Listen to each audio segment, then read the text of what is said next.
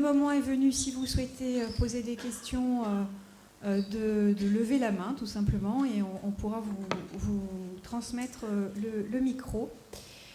Il y a déjà les questions, donc allons-y. Merci beaucoup. Je m'adresse à la première oratrice. Est-ce que vous avez observé quand éventuellement le cas où vous auriez pu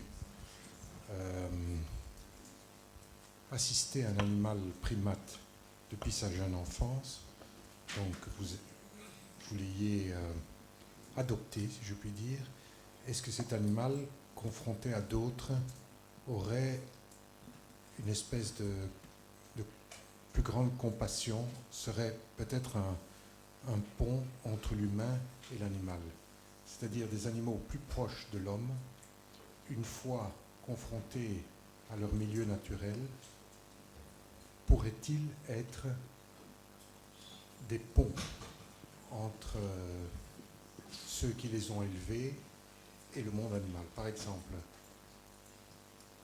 je suis passionné par l'empathie. Beaucoup d'animaux ont de l'empathie. Mais est-ce que cette empathie serait exacerbée par le fait que les humains les auraient aidés depuis la tendre enfance, les auraient adoptés? Je ne sais pas si vous comprenez. Oui, c'est une très bonne question. Merci de la poser. C'est difficile à répondre parce qu'il n'y a pas de cas vraiment dans lesquels on peut élever un petit primate, grand singe, et après le remettre vraiment dans le milieu naturel où il y a d'autres individus sauvages. Donc on ne peut pas vraiment faire ça. Normalement, on le remet dans la liberté, mais avec d'autres individus qui sont grandis avec de mères ou pères de substitution humaine. Mais votre question me fait penser au processus de la domestication.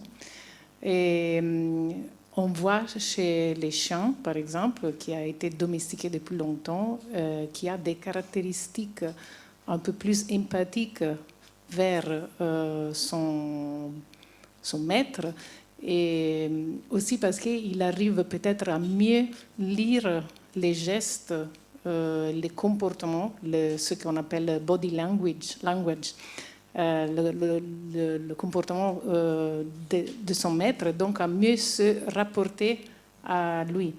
C'est effectivement une très bonne question, donc je n'ai pas la réponse, mais c'est sûr que ça pourrait avoir en effet, juste seulement parce qu'on va changer un petit peu leur interaction, leur comportement va être un peu plus similaire à ce qu'ils vont apprendre par l'homme. Excusez-moi, est-ce que je peux rajouter juste quelque chose, rebondir sur ce que vous venez de dire et par rapport à la question.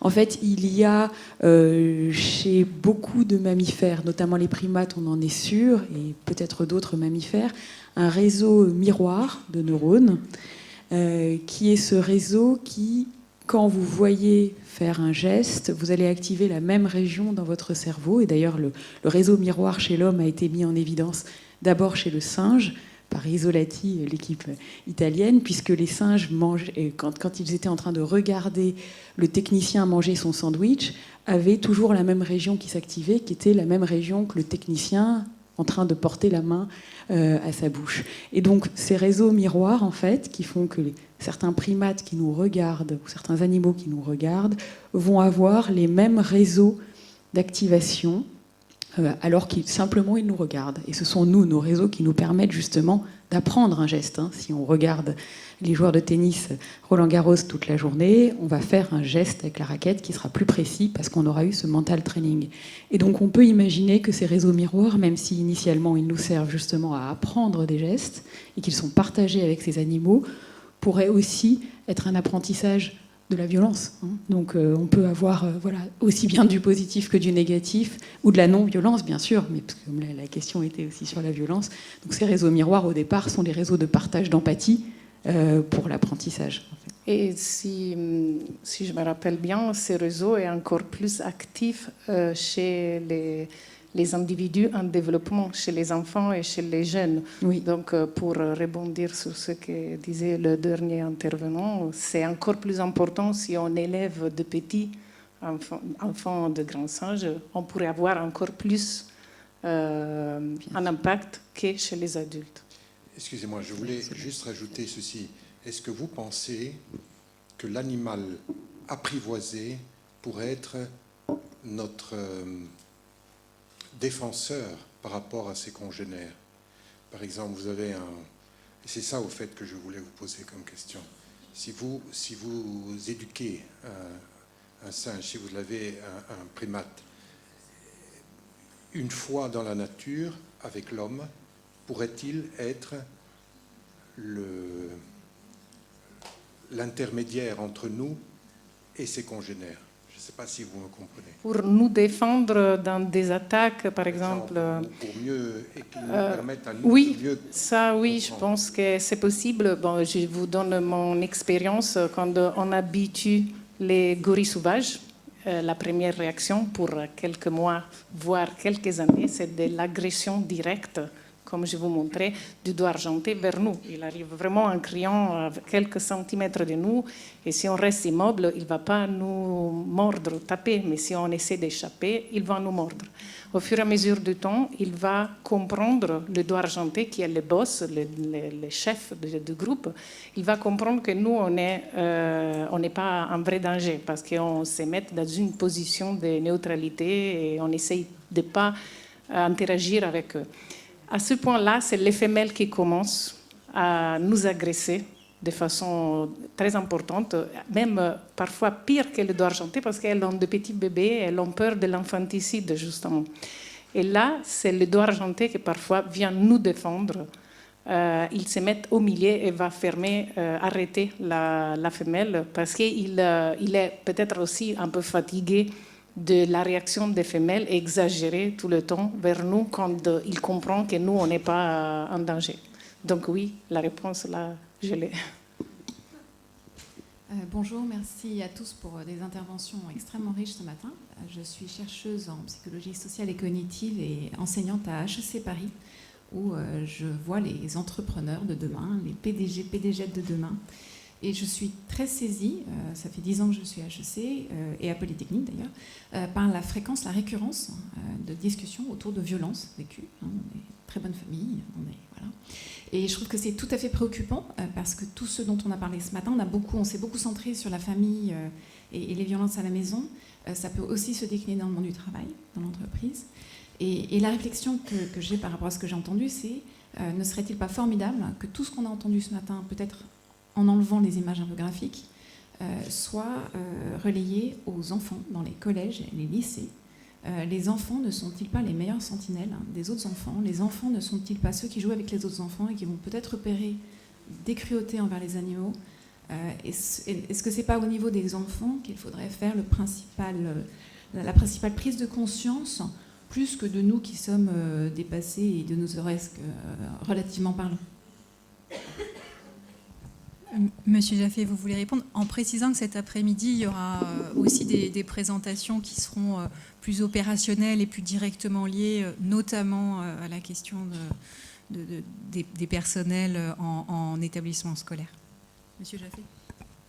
Je vais aborder dans votre sens. Évidemment que la meilleure prévention, c'est en éduquant et sensibilisant les enfants. Et le meilleur endroit pour le faire, théoriquement un des endroits les moins violents dans leur vie quotidienne, mais encore on a des doutes des fois, où ils sont captifs la partie la plus longue de leur journée, c'est l'école. Moi je pense qu'il faut évidemment voir ça, et ça a été dit à plusieurs reprises de différentes manières, à 360. Évidemment il faut un cadre juridique qui soit très clair, qui comprenne différentes formes de violence, pas simplement la protection de l'enfant, ça c'est aussi, mais associé de manière collaborative d'autres professionnels, dont les personnes qui sont spécialisées auprès des animaux, et utiliser ce cadre juridique pour y inclure un volet préventif et pédagogique fort. Si vous allez du côté du droit espagnol. Il y a une nouvelle loi très intéressante sur la protection de l'enfant qui essaie d'inclure beaucoup de choses. La violence animale ne l'est pas, mais on peut imaginer plus large. Et puis alors, cette collaboration entre les professionnels me paraît extrêmement importante. Associer des psychologues et des vétérinaires dans la pédagogie auprès d'enfants sur ces risques variés et multiformes, ce serait vraiment extraordinaire. Mais vous savez, l'autre souci, c'est en termes de prévention, la France a interdit il y a 3-4 ans les châtiments corporels sur les enfants. Ça reste quand même bien répandu dans les familles. Je pense que c'est dans les familles elles-mêmes qu'il faut aller éduquer autant que possible les parents à utiliser d'autres options pédagogiques qui sont tout aussi performantes. Je suis navré d'avoir monopolisé.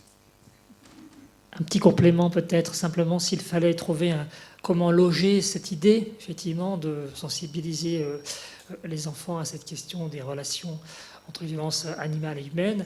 Il y a aujourd'hui à l'Éducation nationale et à Santé publique France des programmes qui se développent au niveau des compétences psychosociales, les CPS. Et je pense qu'il est assez pertinent d'essayer de faire passer dans ces approches-là, justement, sur le volet empathie, la question des animaux. En tout cas, ça peut sembler une bonne stratégie parce qu'on ne peut pas, évidemment, surcharger indéfiniment l'éducation nationale de tâches supplémentaires. Et si on veut faire entrer la question animale, on peut la faire entrer de façon spécifique, ça serait l'idéal, bien sûr, ou bien l'arrimer à d'autres problématiques qui ont eu du mal à rentrer, d'ailleurs, qui commencent à entrer seulement maintenant, les CPS. Et ça serait peut-être plus rapide d'y parvenir par ce biais-là, en tout cas dans le court terme. Voilà. Et donc, par les compétences psychosociales, la décentration, la prise en compte d'autrui, sur toutes ces expressions, modalités, espèces. Et je pense que là, ça pourrait fonctionner, d'autant plus, encore une fois, qu'il y a plusieurs ministères aujourd'hui qui s'intéressent à ces questions-là, la santé et l'éducation. Donc ça devient légitime, ces questions des CPS. Voilà. Il y a un référentiel Santé publique France qui a été établi. Donc on peut très bien, s'il y a des initiatives ici, dans le milieu vétérinaire par exemple, on peut très bien mettre en contact les personnes qui construisent ces programmes justement de développement des CPS avec des personnes qui auraient une appétence et un engagement pour y faire entrer les animaux d'une façon plus visible. Je voulais juste ajouter au niveau justement de faire passer certaines idées, de changer. Je rebondis sur ce qu'a dit Laurent tout à l'heure. Il y a quelque chose de quand même très important, et je le vois quand je fais des conférences, que j'aborde certains sujets des relations hommes-animales, parce que c'est vraiment sur quoi je travaille en ce moment, pour le passé, c'est de faire passer l'idée que, attention, il y a la hiérarchisation qu'on a imposée, cette classification linéenne qu'on a depuis la fin du XVIIIe, qui montre qu'il y a une hiérarchisation, les inférieurs aux supérieurs, en mettant l'homme, évidemment l'humain, tout en haut. Il faut la revoir. C'est-à-dire qu'en fin de compte, il n'y a pas à dire inférieur ou supérieur, c'est simplement différent. Nous sommes de nature différente. Mais de casser aussi cette vision. Parce que beaucoup d'enfants, je vois dans leurs questions, enfin de jeunes, sont souvent en train de penser, oui, mais nous, quand même, on est un peu supérieur, donc on peut un peu faire ce qu'on veut avec les animaux. Et je crois que ça, c'est quand même aussi très important à faire passer. Parce que cette idée, la culture, on voit le poids de la culture, et je crois que ça, c'est vraiment de casser aussi cette image, comme on essaye de casser justement l'infériorité entre les humains. Il n'y a pas d'humain inférieur, d'humain supérieur. Les hommes ne sont pas supérieurs aux femmes, etc. Et on travaille beaucoup sur ces sujets-là. Et pour les animaux, je crois qu'il faut revoir aussi cette vision culturelle, la modifier. Parce que beaucoup de sociétés, j'en parlais avec Laurent, de sociétés autochtones, traditionnelles, il n'y avait pas de différence. J'en parlais avec Philippe Descola, il n'y a pas de différence pour eux entre des humains et des animaux. C'est-à-dire que tout ça, c'est du vivant qui doit bien s'entendre. Et je crois, sans revenir à ça évidemment, mais je crois que c'est important pour les jeunes de modifier cette hiérarchie quand même très puissante d'un dominant et d'un dominé. On va prendre encore 2 ou 3 questions courtes si possible. Bonjour, Julie Lange, je travaille notamment sur les conflits hommes-faune sauvage un peu partout dans le monde. et sur justement les liens qu'il peut y avoir avec le terrorisme ou avec la paix et avec la condition également des femmes. Et comment réduire ces conflits améliore effectivement ou réduit plutôt ces violences, etc. également. Je suis bénévole aussi ici dans des associations quand je suis en France d'animaux abandonnés. Je trouvais un petit peu dommage que Madame Massy ne précise pas par rapport à ces différents groupes de primates, puisque je travaille également dans ce genre de conflit, qu'entre les chimpanzés et les gorilles, les chimpanzés sont des animaux carnivores, et c'est aussi une des raisons qui font qu'ils attaquent aussi pour se nourrir, notamment les bébés animaux, enfin les bébés singes ou d'autres animaux, etc. Par rapport aux grands primates, par rapport à des orang-outans ou les gorilles, qui sont plutôt plus pacifiques et tout. Je trouve que c'est aussi dans les choses qui sont importantes, comme chez les grands singes, mais en tout cas chez les fauves, l'infanticide a aussi une fonction. Quand le mâle plus vieux est en état un autre mâle est en état de prendre sa place, ça a aussi une fonction de mettre les femelles en chaleur, de tuer les petits. Voilà. Donc je pense que c'est important de donner un peu tous les paramètres de quelque chose comme, des comportements animaux. Mais je trouvais important, ça aurait été intéressant, la question que j'avais à poser, c'était au niveau de la violence culturelle et institutionnalisée et des impacts que ça a sur l'enfance. Parce que là, on parle beaucoup de cas personnels qui peuvent être liés à l'alcool ou autre, mais par exemple au niveau des traditions, on ne va pas parler de la corrida ou des grandes choses comme ça, mais par exemple vous avez au Mexique les piñatas, qui sont des animaux normalement remplis avec des bonbons, c'est ce qu'on voit dans les films, mais la réalité ce sont des piñatas vivantes, des oies vivantes qui sont attachées et qui sont battues avec des bâtons jusqu'à ce que tous leurs organes sortent, etc. Vous avez en Espagne ou dans d'autres pays des traditions, des cultures qui sont de balancer un chat ou de balancer les lévriers du haut d'une tour. Voilà, je pense qu'effectivement, ça fait partie aussi de choses comme ça qui peut aussi peut-être induire des choses au niveau des enfants, de la société et tout, qui seraient peut-être aussi intéressantes d'observer et qui induisent aussi une forme de normalité de la violence ou de banalisation de la violence par rapport aux animaux. Donc voilà, c'était ma question, c'était est-ce que ce ne serait pas aussi un aspect important à aborder ? Je réponds juste rapidement sur le fait que les chimpanzés sont, je ne dirais pas carnivores, ils sont omnivores. Et ils intègrent une fois par mois peut-être la viande. Pas toutes les communautés de chimpanzés font ça. Et on s'est beaucoup interrogé par rapport à cette prédation. On ne peut pas dire qu'un lion est violent parce qu'il mange une gazelle. Tout à fait. Donc c'est pour ça que je ne l'ai pas mis, parce que ça fait partie de la chaîne alimentaire naturelle. C'est pour ça que je les chimpanzés, peut-être on peut dire la même chose. Que c'est oui. Oui. Et comme l'infanticide, vous l'avez bien expliqué, donc je passe la parole parce qu'on est court dans le temps. Non, mais sur la culture, je pense que tout le monde peut avoir sa réflexion personnelle sur le sujet. Hein. On a évidemment l'utilisation d'animaux à des fins de loisirs. Hein. C'est un sujet contemporain. Hein. Au cinéma, encore récemment, hein, il a fallu faire des régulations. Il y a des grands films comme Ben-Hur, où une centaine de chevaux ont été projetés de falaises. Plus récemment, dans Le Hobbit, des agneaux, je crois. Enfin, le parc du Puy-du-Fou, hein, il y a eu des plaintes. Bon, je vois qu'il y a beaucoup de lieux, évidemment, de loisirs, donc évidemment des situations où la vie humaine n'est pas impliquée, hein, parce qu'après, évidemment, la question alimentaire, c'est un autre débat, hein, mais on peut aussi le poser ici. Hein, je crois que ça fait partie des questions transversales sur la manière dont les animaux sont utilisés par les humains. Et il est évidemment difficile d'imaginer que leur valeur soit rehaussée si l'instrumentalisation est la norme. Oui, merci beaucoup pour vos interventions. Moi, j'avais une question par rapport à d'autres animaux. Donc, on a beaucoup parlé des animaux domestiques. Et je me demandais si vous pensiez qu'il y aurait éventuellement une corrélation entre les professionnels qui travaillent, par exemple, dans des usines ou des élevages industriels et des abattages, et s'il y aurait éventuellement des données qui pourraient montrer que la profession peut aussi porter à de la violence domestique et encore aux animaux domestiques. Est-ce qu'il y a des données ou des études qui parlent un petit peu de ce lien entre l'environnement professionnel, parce que là, c'est de la violence.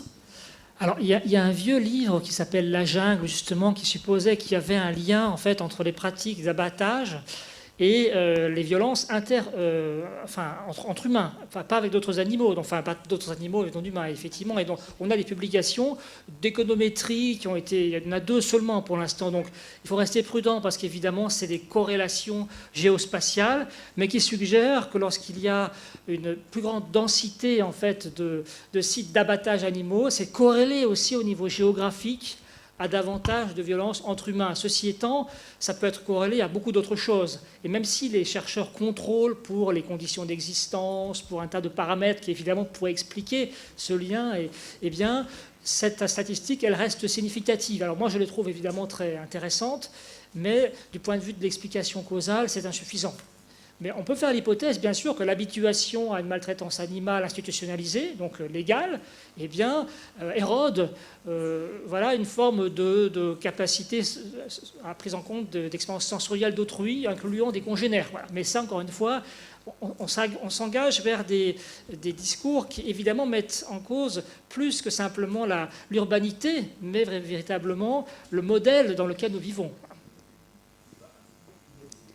Je voudrais juste rajouter, effectivement, ça c'est une option, mais effectivement l'autre option c'est la notion de traumatisme vicariant, ou qu'on appelle aujourd'hui aussi fatigue compassionnelle, parce que il y a beaucoup d'études qui ont été faites quand il y a eu les scandales dans les abattoirs, dans les élevages, sur le personnel, et aujourd'hui il y a un accompagnement. Et dans les autres domaines d'utilisation des animaux sur lesquels il y a des situations critiques du point de vue de la douleur et de la souffrance infligée à l'animal, il y a effectivement une très grande réflexion aujourd'hui sur ces sujets-là. Donc la conséquence de ça, c'est pas forcément la violence, c'est aussi la souffrance qui peut aboutir à effectivement à de l'agressivité et de la violence, mais qui peut aussi aboutir à une puissante souffrance individuelle. Cette semaine, vétérinaire aussi. Cette semaine, dans Science, un papier sur le sujet, justement, dans le milieu de l'expérimentation animale, c'est-à-dire l'expérimentaliste, l'expérience de stress éprouvée par les chercheurs qui font les recherches sur les animaux. Alors, ça va effectivement de stress léger à des pensées suicidaires. Hein. Toute la gamme, finalement, existe, même si c'est... Donc voilà, donc Science cette semaine. Hein, voilà. Bonjour, merci beaucoup pour toutes vos interventions. C'était vraiment une matinée très, très riche en apports. Je suis là, pardon, à gauche. Laura Rouault, moi je suis représentante de la commission conditions animales des écologistes, Europe Écologie Les Verts. J'avais une question, une remarque. Ma question c'est quel pont existe par exemple entre l'AMA, c'est peut-être une question à Madame Dominique Autier-Terrian, entre l'AMA et les associations féministes de lutte contre les violences sexistes et sexuelles pour justement montrer qu'il y a cette violence-là qui existe.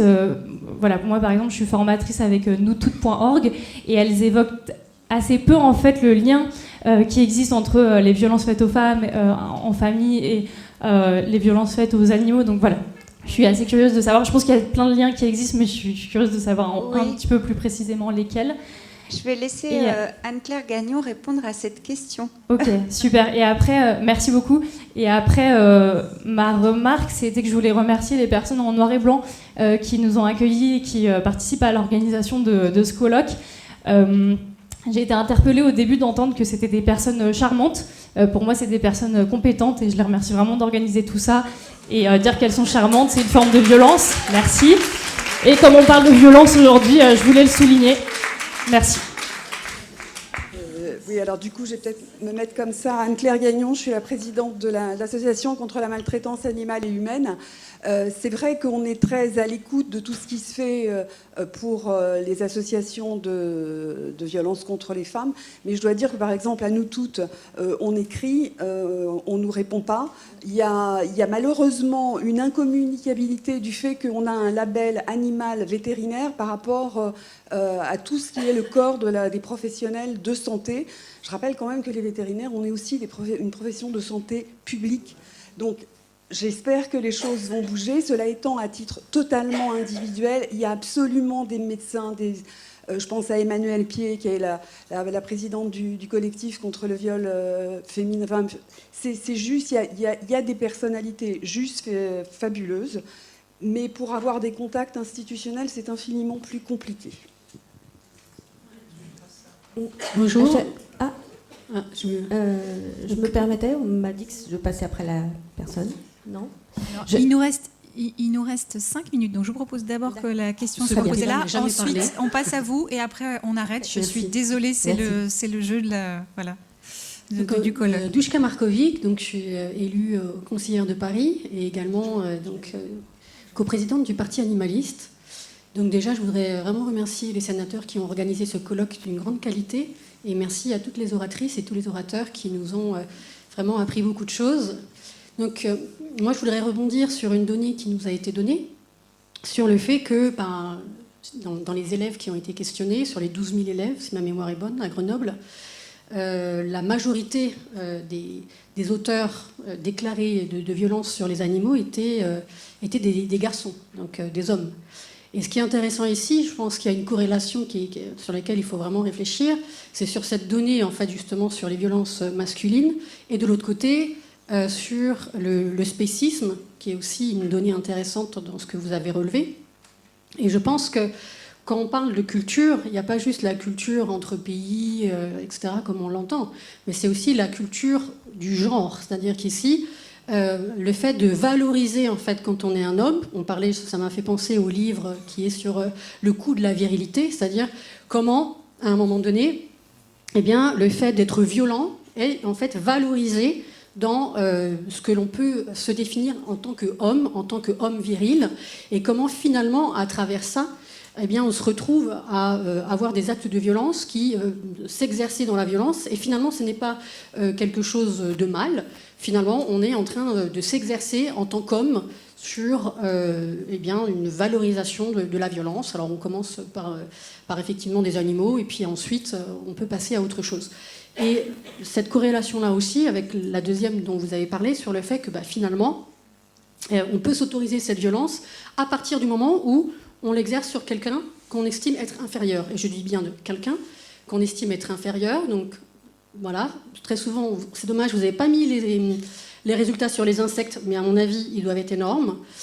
Sur les premiers qu'on va écraser, c'est les insectes. Je me souviens comme ça d'un jeune garçon c'était 2 frères. Il y en a un premier qui était là en train de s'extasier devant les fourmis. Oh, regarde, c'est extraordinaire, elles portent des choses, etc. Et là, il y a le frère qui arrive, qui regarde et qui dit on n'en a rien à foutre des fourmis, et qui les écrase. Et là, je me suis dit mais c'est vraiment un truc extraordinaire. Peut-être un commentaire d'abord. Oui, non, mais vous avez relevé des choses importantes, je pense. Un commentaire. La plupart des garçons de l'étude n'ont pas blessé les animaux. Ça, c'est important de le rappeler. C'est-à-dire qu'effectivement, parmi ceux qui l'ont fait, il y a plus de garçons, mais globalement, la plupart ne l'ont pas fait. Donc, je pense que c'est important, évidemment, de garder en tête qu'il y a de nombreux facteurs. Le facteur genre en fait vraiment partie. D'ailleurs, avec Shelley, on a publié un petit papier, justement, là-dessus, il y a quelques mois, disponible sur le site The Conversation. Pourquoi est-ce que les hommes sont finalement moins favorables aux animaux que les femmes? Il y a plein de raisons qu'on peut essayer de décliner dans les mouvements. D'ailleurs, je crois que votre parti a été le seul qui a été pénalisé parce qu'il n'y avait pas parité dans le sens habituel. Donc, voilà. Donc, évidemment...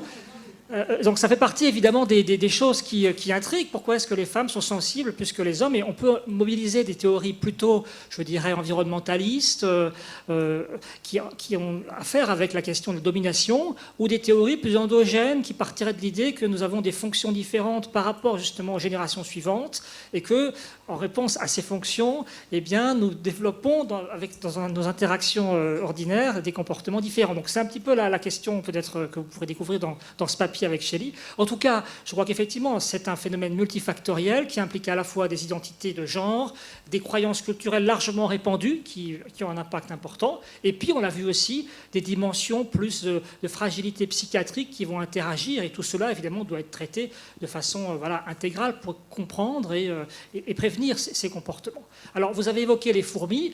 Il est intéressant de rappeler aussi que la signification psychologique de la violence envers les animaux n'est pas la même si les animaux sont phylogénétiquement proches de nous ou pas. Des recherches. Donc effectivement, ça ne veut pas dire que je légitime évidemment l'écrasement des fourmis, mais en tout cas du point de vue du sens psychologique, étrangler un chat ou écraser une mouche, ça ne sera pas pareil. Donc du point de vue de l'analyse évidemment des corrélations, ce serait très différent. Et par ailleurs, on a également des travaux qui ont été faits sur la distance animale, c'est-à-dire tirer sur l'animal avec une carabine ou bien le poignarder. Là aussi, le sens psychiatrique que ça aura n'est pas le même. Il y a beaucoup de recherches qui ont été développées là-dessus et qui montrent bien que le sujet est à la fois passionnant mais complexe. Je peux compléter un instant. Chez les chimpanzés, par exemple, le niveau d'agressivité est corrélé au niveau de la testostérone chez les mâles. Donc ça peut être aussi une piste. Alors que chez les humains, la corrélation existe, mais elle est microscopique, presque non significative. Non, mais c'est vrai. Non, voilà. C'est pour dire que c'est vraiment... Non, mais ça a été étudié en laboratoire, si vous voulez. Hein. Ça a été étudié, voilà. Mais il y a un tout petit lien, mais il explique presque rien. Et nous sommes très heureux de compter des hommes à la fois sur l'estrade et dans la salle. Dernière question. Alors, bonjour, Marie-Laure Laprade, je suis enseignante et présidente de l'association Éducation Éthique Animale. Et je n'ai pas de questions, c'est en fait une remarque, un élément que je vais porter à votre connaissance. Je suis là, Laurent. Bonjour. En fait, Laurent a évoqué justement l'absence dans les programmes scolaires de la question animale. Et bien, grâce à la loi contre les maltraitances de novembre 2021 qui a été votée, nous avons réussi à faire à nouveau entrer la question animale, non pas en tant que biologie des animaux, mais bien en tant qu'individu sensible, dans les programmes d'éducation morale et civique.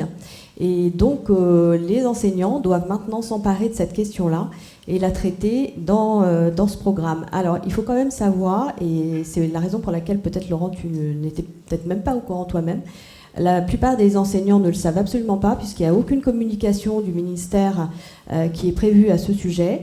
Il n'y a pas besoin de décret, donc en fait, c'est tout de suite dans le Code de l'éducation, c'est l'article L312-15 du Code de l'éducation, donc directement applicable. Mais il n'y a aucune communication de prévue, ni aucune formation. Donc, dans notre association avec d'autres, nous avons mis en place une formation qui sortira à la rentrée prochaine, en espérant que beaucoup d'enseignants s'en emparent et qu'on puisse enfin évoquer la question des relations humains et animaux. Voilà, merci à vous.